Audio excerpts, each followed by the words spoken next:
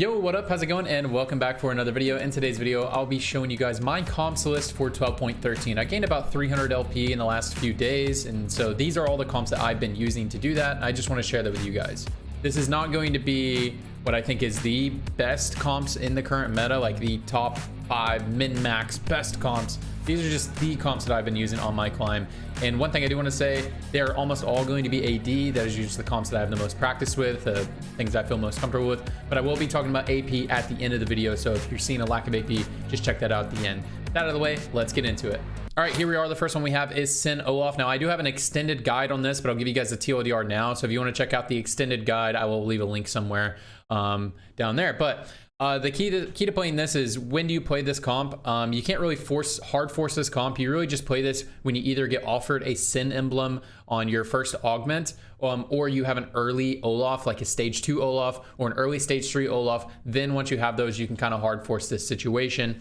Now the item start that you want to go is you want to go sword, bow, glove, or cloak. Technically you use more gloves than anything else. I don't know why glove was a hard word to say. Technically you use more gloves than anything else, but I just don't like starting glove. I think it's just a weird item to start. And again, we're not hard forcing this, but you don't know if you're going to be playing it. So sword, bow, glove, cloak in that order. Some augments that are going to be good are going to be healing, sin, or stand united based augments are all going to be fine. But other than that, just take general good augments. Don't think about it too hard.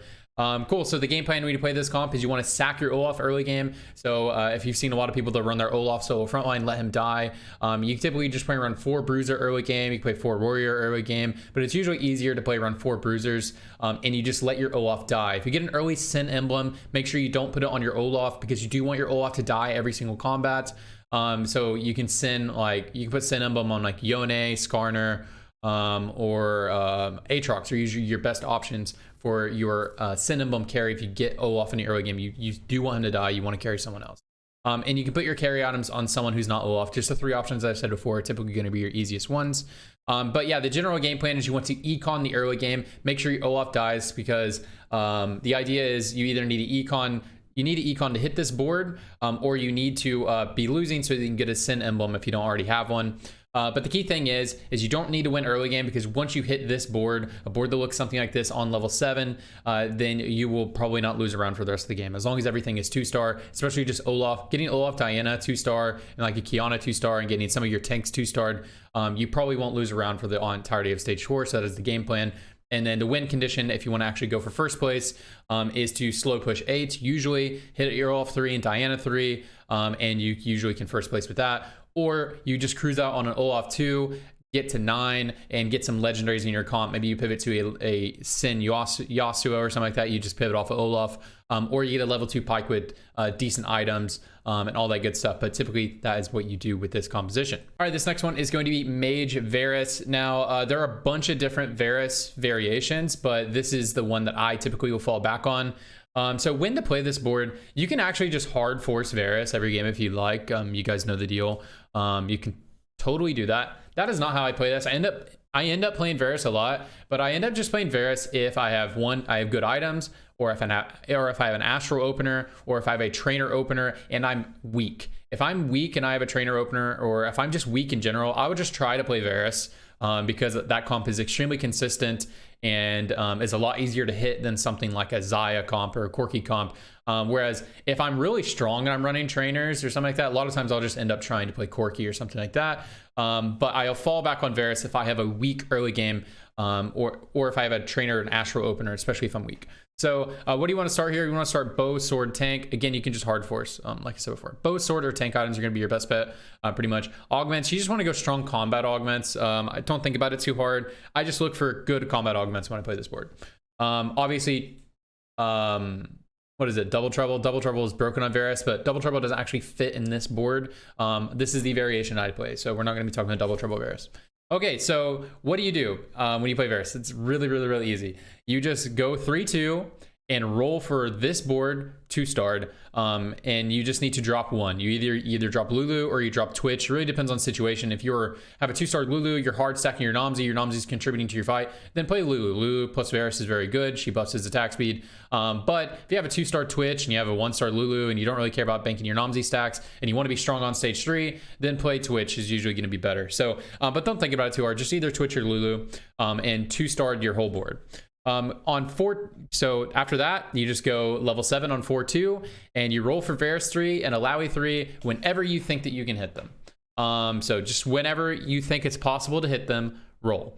Make sure you are scouting with everybody else in the lobby. If there's one other Varus player you can both hit, as long as someone else doesn't hold a Varus to keep one of you from hitting. But if there are 3 Varus players, just know that you either need to roll before them or you need to be okay with just having a 2-star Varus and waiting for one of them to die. You just need to play the situation however you want to play it. Win condition for this composition is 3-star Varus with good items and with strong front line. So that whether that strong front line is an Alawi 3, whether you drop out of Alawi because it's not possible, sometimes you can't hit Alawi and you're playing like a Siphon 2, that can be fine as well. Or you can just add an Ornn up here, add an Ornn 2-star, or whatever. You just need to make sure that you have enough frontline for your Varus to get his damage off. I'll talk briefly about Varus items. These are like what is considered to be best installed on Varus. Just Deathblade scales with star level, so that's why Deathblade scales very hard with root ends. And then if you're attacking a lot, I mean, Rageblade is just Varus's best item.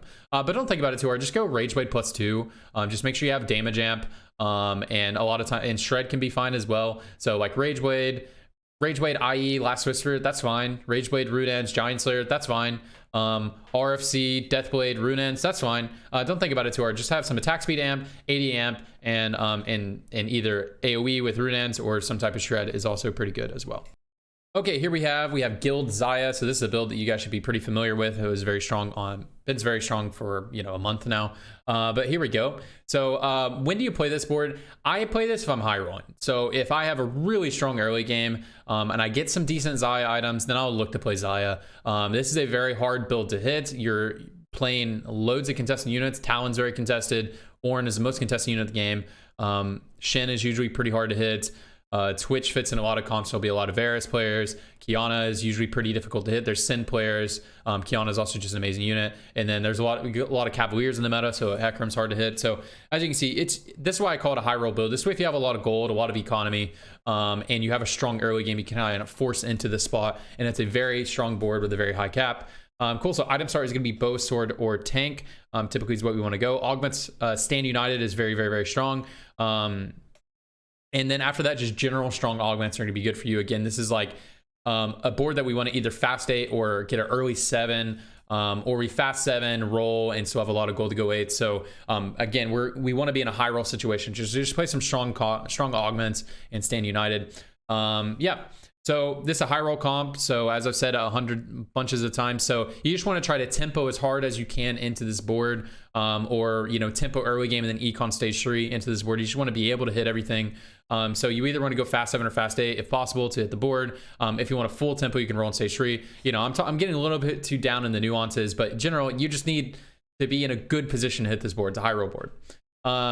Cool. So win condition is full 2-star, so 2-star in all of your units, with decent Xayah items with some legendaries. What are some decent Xayah items? So it's usually like Rageblade, Shred plus damage amp. So like this is fine, like Rageblade, Giant Slayer, IE. It could also be like Rageblade, Last Whisper, Deathblade. That's fine. So, but generally, what you just need to think about: attack speed amp, Shred, and damage amp. Those are the 3 things that you really want on her. Rageblade is not. It's not what you have to have on her, but it is a very strong item on her, so you can look for that. So yeah, win condition, full board 2 stars, and then level 9 to hit like Bard 2 stars, something like that. Yasuo is another unit that can fit in here. You can end up dropping Kiana if you need to. Kiana is very strong. But the legendaries you typically want to fit in here are going to be Bard or Yasuo are very strong. Here's another one that has been meta for a long time. This is the Corki Classico. This is another one I would consider to be kind of, this isn't like a high roll comp, like it's hard to hit. But this is a comp I will play if I'm tempoing really well. Like I'm very strong in the early game, and I hit this stuff. So when I play this is when I have like a trainer Cannoneer opener, which is a very strong opener in the current meta. So if I have a strong opener for that, then I will definitely be looking to play Corki. So item start is going to be bow, sword, tank, or glove. is going to be good for you to go. Augments are going to be Cannoneer based augments are very good. Cannoneer hearts, that sort of thing. They actually made Cannoneer vertical a lot stronger, so getting things like Cannoneer heart and ricochet, that sort of thing. So Cannoneer augments can be very strong, and especially the situation I want to play this is I'm already playing Cannoneers in the early game. Like maybe I'm playing around a Senna and Trist from my early game, so taking those would be good. Stand United very strong, and then just take general good augments is going to be good to go. If you heard me say Stand United a lot of times, if you don't know why Stand United is very strong in all the comps that I've been listing, Stand United is especially strong in AD based comps because AD units have dual scaling. They always have an AP ratio in their scaling, whereas AP units don't have an AD ratio most of the time, because the theory is that they'll just get the value off the AD on their auto attacks, but typically AP units don't attack very fast, so and we don't build for that. So that's why Stand United is much better in AD units if you don't know why. Cool. This comp is a lot easier to play if you tempo into this board. As I said, I like to play this when I have a strong early game, when I have that strong trainers or Cannoneer openers. Cannoneers are very strong early game on this patch, so but you can econ into this board as well as you need to. That's fine. Go 7 on stage 4 and rolled for this board minus Sona is typically going to be the board, so it'll be 3 Cannoneer, so minus Sona, but play Sona if that's the best choice, whatever. But yeah, just roll for this board minus Sona, and then push level 8 and fully upgrade. Win condition is fully upgraded board level 9 with Bard. That is going to be your win condition. Another win condition is if you're running Idis and you just get like some really insane econ from running Idis, and you can go level 9, play some legendaries, or if you get, I think Diamond Hands is still really good on this patch. Diamond Hands used to be the win condition of this comp, but Diamond Hands is still pretty good to run on your Idis or run on an off tank like Braum, or if you hit like a Yasuo or something, you can run him there and run Diamond Hands, very strong item on him. Something else you need to know is you don't have to play Idis frontline. You can totally play Whisper frontline, and you don't have to build Shred. And so you can run Siphon. You can run Siphon Silas if you'd like, and then if you get a Mage Emblem, then that gives you a good spot to play that, because then you could you could play Heimerdinger if you wanted to. But that's that's getting a little deep into it. But you can also just play. Don't care about Forward Whispers. It can be a fake trait, especially if you're just putting tank items on your Idis, on your Siphon. You can also just play Siphon Ornn, just play Bruiser frontline. That can be fine as well. And then that Siphon will still shred. Whispers, as long as you have Whispers active, it'll shred the same amount. So you can just play it like that as well. That is also another option for your frontline. If you just don't hit any of that, you can totally just play Cavalier frontline, but that is the weakest version of these frontlines. You typically do want to run a Dragon frontline. Now, Corki items real quick. Typically you do want some armor shred. It's just very good on Cannoneers. So I really like it on Cannoneers. And a lot of times you're playing Corki, you're stuck on frontline. But I do really like Last Whisper, and Bramble got buffed on this patch. So if people burn Bramble, it's even more difficult to get you the damage. So I like a build that looks something like this. Last Whisper, i.e. Winsu's, but in general, Corki's items aren't that crazy. Just make sure you have some shred and damage amp. After that, it's pretty open. You can run Rage Blade. You can even run Blue Buff on Corki. It's okay. You can run more damage amp. You can run Death Blade, whatever. Don't think about it too hard. Just make sure he has some type of shred. And, if you have to get shred on someone else, that's okay too. But, figure it out. Okay, this is the last comp that I have a slide for. As I said, I will talk about AP at the end of this. But yeah, here's the last one we have. This is Reroll Cannoneers. Now, this is a similar situation as the other one. So when do you play this? Play this when you have a Cannoneer / trainer opener. Usually, I just decide whether I'm going to play Reroll Trist or if I'm going to play Corki. But again, it's really easy to play Corki if I'm like high rolling. So if I'm in like a really good spot, like I know I can get to level 8 and hit all my stuff, then I'll just play Corki, because that's easier top 4. If I'm in that type of position, I have a higher cap, so I'll go for that. But if that is not such a clear path for me, but and I'm playing this type of opener, maybe I hit an early Braum 2-star, something like that, then I'll just play Reroll Cannoneers. And this is also a very good comp. I prefer Corki over this comp, but this comp is also good. I played it a few times on this patch, and I know the Chinese really like this comp. So item start is going to be bow, sword, tank. Augment, Stand United, Cannoneer, and general augments. So same stuff as the last board. So I play this when I have a Cannoneer trainer opener. It's send a bit. So we'll send it a bit for 2 stars on stage 3, usually like 3-2, something like that. So I try to just fully upgrade my board on 3-2. And then after that, I'll slow roll on 6 for, and this is in order of importance, Tristana, Tristana 3, Jinx 3, Braum 3, Thresh 3. And it's an order of that importance because Trist is obviously our carry, Jinx can contribute a lot to our damage, and then after that, Braum is our main tank, and then Thresh is, you know, a side tank. You know, it's always good to hit a Thresh 3, but definitely not what you need for this comp. And again, you don't end up having to play Braum and Thresh, because if you end up just 3-starring your Trist and your Jinx, and you're not even close to these guys, you can just play whatever you would play for Corki. So you can play Idis Braum, or you can play Whisper Bruiser frontline, as I just described just a second ago. But this comp is extremely easy, and that sort of thing. So your level 7 is Sona. You do want to run 3 Cannoneer whenever you're soul rolling. They buff 3 Cannoneer pretty hard. And so your level 7 is usually going to be Sona. I've seen some people run 4 Cannoneer instead of Sona just to get that damage, but I think this comp severely lacks CC, so I think Sona is very important on 7. And then at 8, you can either add a legendary like Bard, or you can add another Cannoneer. If you can get vertical Cannoneer, it is extremely strong. You will shred instantly through front lines. So just keep that in your back pocket. So items here going to be very similar to Corki. You want shred and damage amp. That's really what you need. Rage weight is going to be very strong because your fights are a little bit slow. You are playing around some super tanks here, and you can have some decent scaling. So yeah, you typically want shred. Attack speed, amp, that sort of thing is very, very good. But if it's just more damage amp, that's fine. And then Deathblade is very strong because we are playing for a 3-star unit. Deathblade scales with your star level, so Deathblade is going to be a very, very, very good damage option for Trist. But you know, don't think about it too hard. You could just play IE. That's fine. Don't think about it too hard. And then you give leftover items to a Jinx 3, or you can give leftover items to a Corki 2. If I have a Corki 2 or a Jinx 3, I'd rather give them, and I have 80 items, I'd rather give my leftover 80 items to Corki for sure. It's not even close. And then if you want extra healing reduction in this comp, you can put it on Sona, but we do have Nomsy, so you don't need a lot of healing reduction most of the time. Cool. Those are all of my comps that I've been actually looking to play. These are the comps I look to play every game. Now let's talk about AP. So I play AP whenever I high roll AP, or the game is just really pushing me into it. So I never try to play AP on purpose. I just play it when it makes a whole lot of sense. So my AP games, usually I top 4 most of them, but I only play them when it's really good. That's why. So some viable AP boards, AP boards that I've been playing is like Mage Conference Rise. If you get Mage Conference, you just 3-star everything, carry your Rise. It's pretty easy. And you can play 5 mages. Usually you just want to play trainers, 5 mages, fit that however you need to fit that, and carry your Rise, or you can carry Lilia. It's fine. Lilia Trainer Cavaliers. So this is another reroll build. You reroll on 6. Reroll for Lilia and Trainer Cavaliers. I just usually play this if I have a Trainer Cavalier opener, and I hit an early Lilia and I have decent items to play it. Good items to play Lilia is going to be something like BT Spark, Archangels. That's probably our best in slot, but really you just need healing. You need some type of magic shred in your team. Doesn't necessarily have to be on her, and some type of damage amp is going to be very good for Lilia. Mage Sona, or just Mage spatting late game carries. I actually played a game of Mage Sona last night, completely saved my game, thought I was going 8th. But I hit a Sona, put Mage Spat on her, hit Jeweled Lotus, put an IE on her, and fully saved my game, got me a top 2. So I do really like Mage Sona.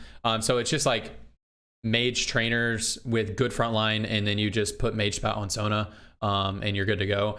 You can also use that same exact theory crafting, or that same exact like logic, and just put Mage Spat on Aoshin or Aurelion Soul. It's like the same comp. It's just you decide whether it's Sona, Aurelion Soul, or the other guy.